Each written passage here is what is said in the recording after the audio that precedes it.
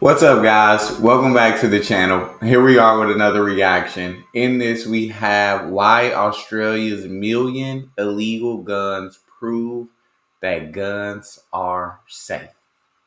Before we dive into the video, if you guys happen to enjoy, please don't forget to smash that subscribe button, give the video a thumbs up, and I'm excited to hear the explanation behind this. Why aren't Australians dead yet? Haven't you heard the news? There's over 1 million illegal guns in Australia.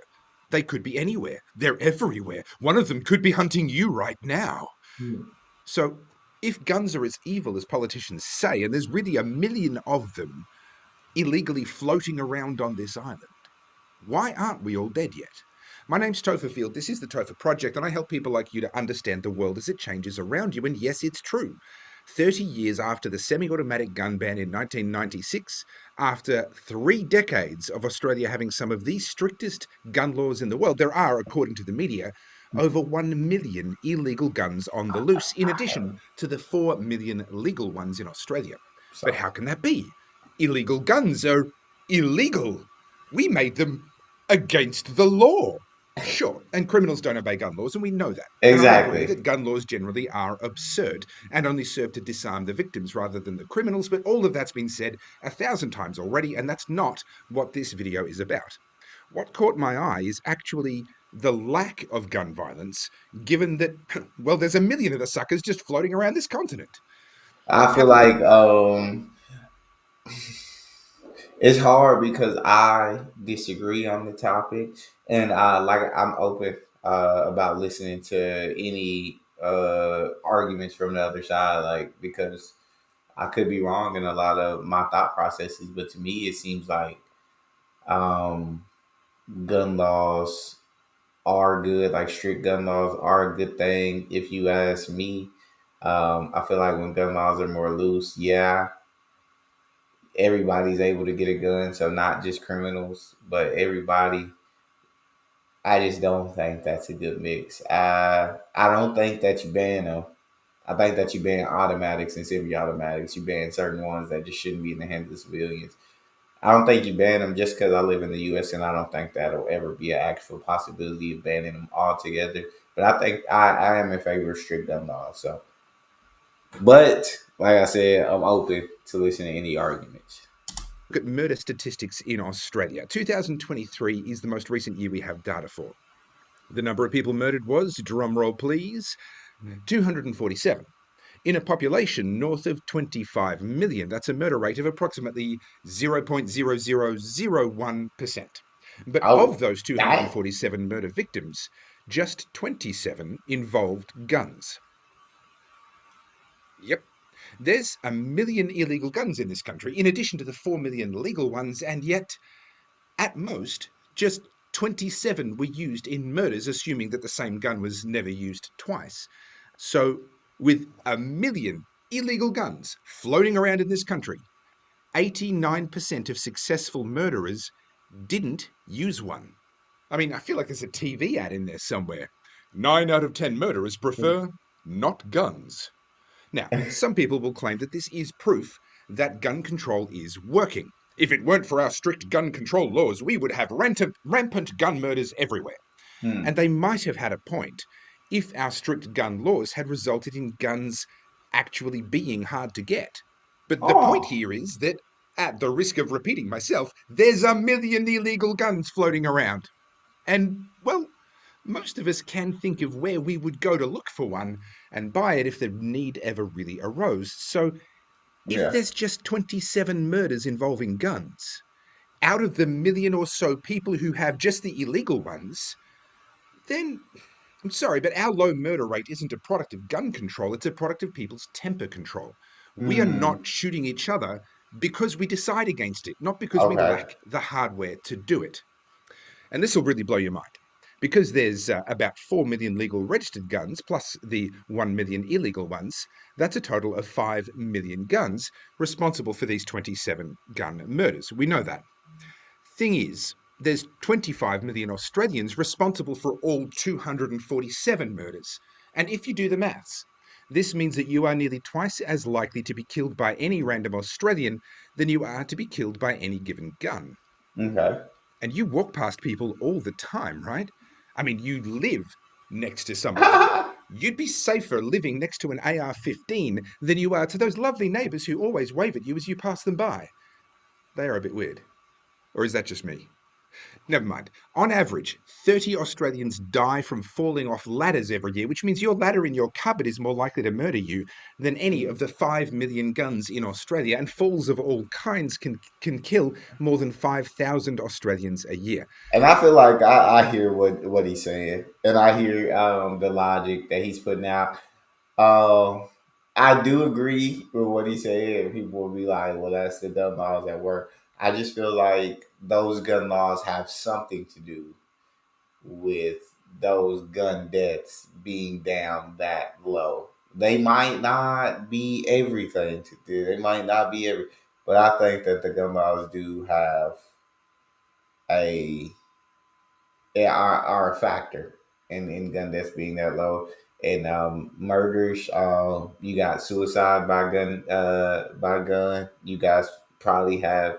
There's only 27 deaths by gun in Australia, but he said murders. I don't know what the suicide rate would look like by gun. So I just feel like it's hard because, like he said, it's hard to compare two different countries because different cultures, different temperaments, different mindsets. And so I can't just say, well, look at the US, we have this many guns and we have so many different gun deaths all the time. We have so many mass shootings, school shootings, all of these things. Because, and so if y'all take the gun laws away in Australia, it'll kind of be the same or loosen them, but you can't say that because it's two different countries, two different mindsets, two different cultures. So it's just hard. I can't really argue, I guess, in terms of Australia because the culture, the mindset. I don't. As much as I watch a lot of videos, I've never been there, and I don't know. Y'all talk to me in the comment section. Making gravity public enemy number one.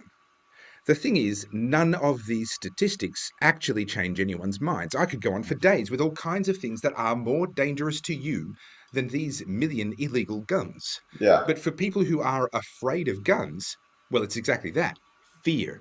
It's not Mm. rational. It's not based on data or evidence. It's an irrational, emotional response based on a combination of movies, media fear porn, and social conditioning.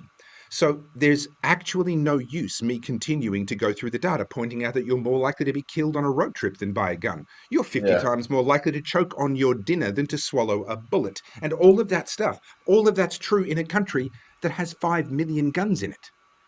But for most people, that data just bounces off because you can't change someone's mind using evidence if they never used evidence to make up their mind in the first place. Hmm. And I know this because my own views on guns used to be just as irrational. Yes, I liked them as a boy, of course I did, but I was 14 years of age when John Howard banned them, and I actually supported the ban. I got Okay. caught up in all the post Port Arthur hysteria, and I self righteously proclaimed that only bad guys would want to keep their guns. Now, that was a long time ago, and obviously I've changed a lot since then. Got But you. why? If my opinion wasn't based on evidence and data in the first place, then it couldn't be changed by evidence or data. So, what changed my mind? Experience. Hmm. In my late teens, I went shooting with a few friends on their farms and discovered that, hey, this is fun. Then I spent a few years as a grunt in the Army Reserves. Yes, play soldiers, chocos, all that. I don't mention my time in the Army Reserves to try and impress you, only to say that I spent a few years regularly handling assault rifles. Not assault weapons, that's the politically Hmm. manipulated but actually meaningless term used by anti gun politicians in the US. I mean actual assault rifles, meaning detachable magazine, medium caliber, select fire rifles. These are the scary ones that the Democrats in the US try to ban despite the Second Amendment.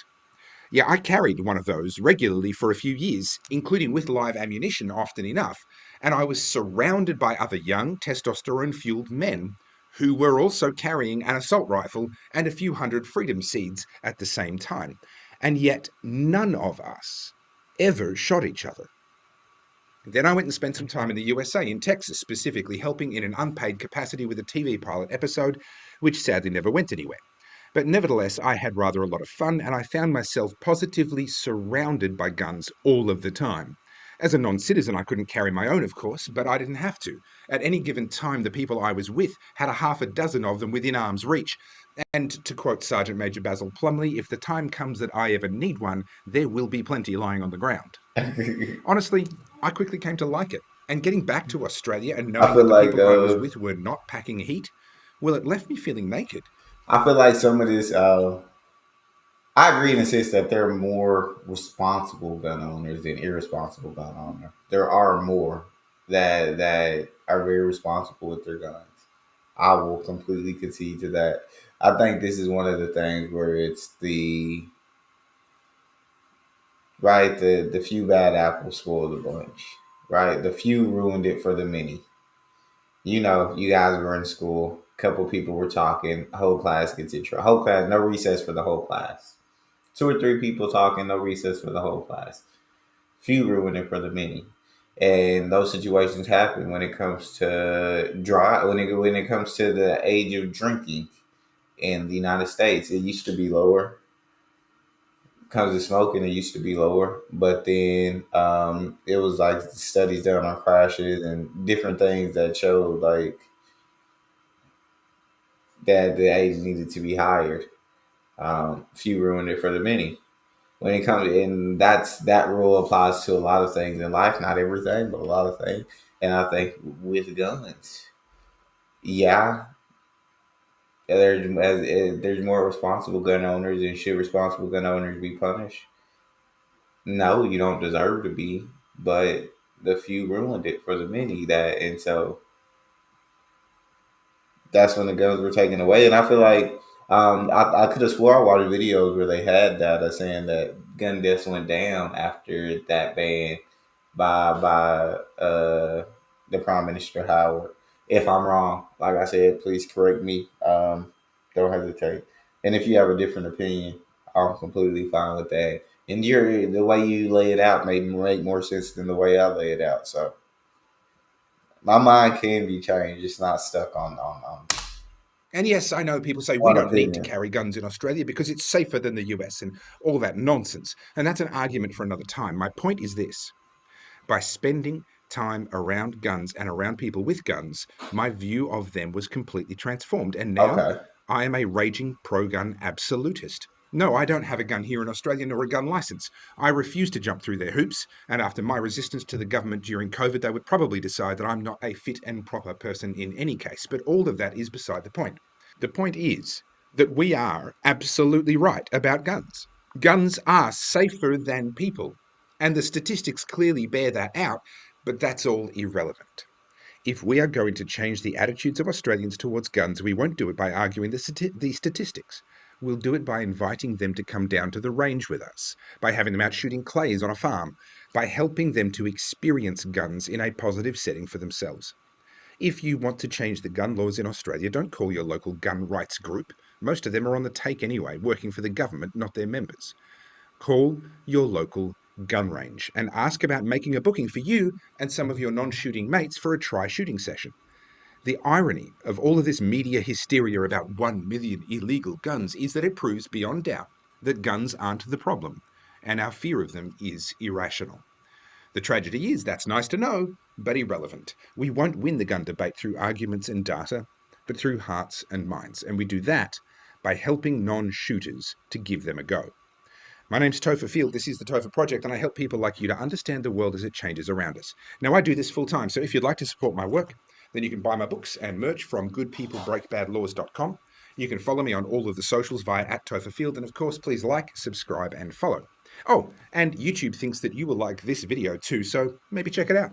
I'll see you in the next one. Shout out to Overfield. I love the way he argued. He definitely brought logic and everything into the argument. So, into his stance. I'm sorry to argue into his stance. So I absolutely respect that.